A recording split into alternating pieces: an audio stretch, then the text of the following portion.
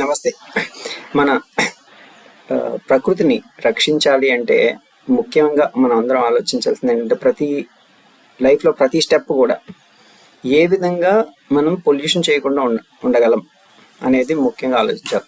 For example, మనం walkable distance ఉందనుకోండి, నడవగలిగేది ఉంటే నడిచేయడం, సైకిల్ మీద వెళ్ళగలిగేది ఉంటే సైకిల్ మీద వెళ్ళిపోవడం, వీలైనంత వరకు పొల్యూషన్ అవాయిడ్ చేయడానికి ప్రయత్నం చేయాలి. లేదంటే పబ్లిక్ ట్రాన్స్పోర్ట్ ఉపయోగించడం, ఇలా అనేక రకాలుగా మనం అదొకటి ట్రాన్స్పోర్టేషన్లో చేయగలిగేది. ఇంకా నెక్స్ట్, మనం వస్తువులు కొనే విషయంలో మినిమైజ్ ది పర్చేజెస్. ఎంత తక్కువ మనం తీసుకోగలిగితే అంత మంచిది.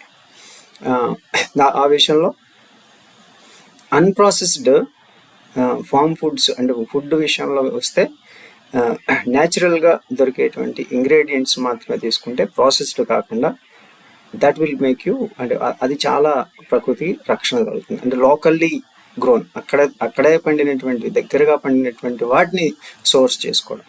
2 అంటే ఫుడ్ ట్రాన్స్పోర్టేషన్లో క్లియర్. ఇంకా బట్టల విషయంలోకి వస్తే వీలైనంత వరకు కూడా కాటన్ ఉపయోగించుకోవడం, చేనేత ఉపయోగించుకోవడం, తక్కువ బట్టలను ఉపయోగించుకోవడం. దాన్ని ఉతకడానికి కూడా న్యాచురల్గా ఉండేటువంటి బయో క్లీనర్స్ వాడుకోవడం, వాషింగ్ చేయడం కోసం.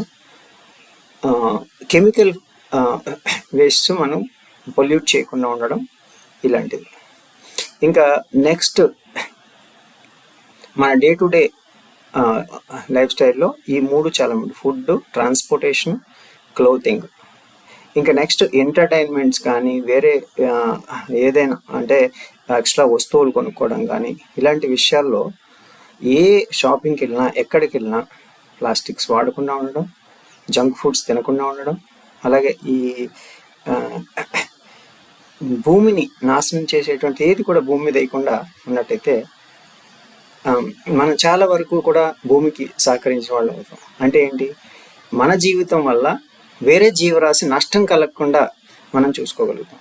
కాబట్టి దయచేసి మీ అందరికీ పాదాలకి నమస్కారం చేస్తూ నేను విన్నవించుకునేది ఏంటంటే, మన భూమాతను మనం రక్షించుకుందాం.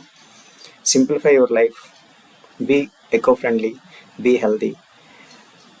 మనం జీవించడంతో పాటు అందరినీ జీవించేద్దాం, అన్ని జీవరాశికి కూడా అవకాశం కల్పిద్దాం. Live and let live. Thank you. నమస్తే.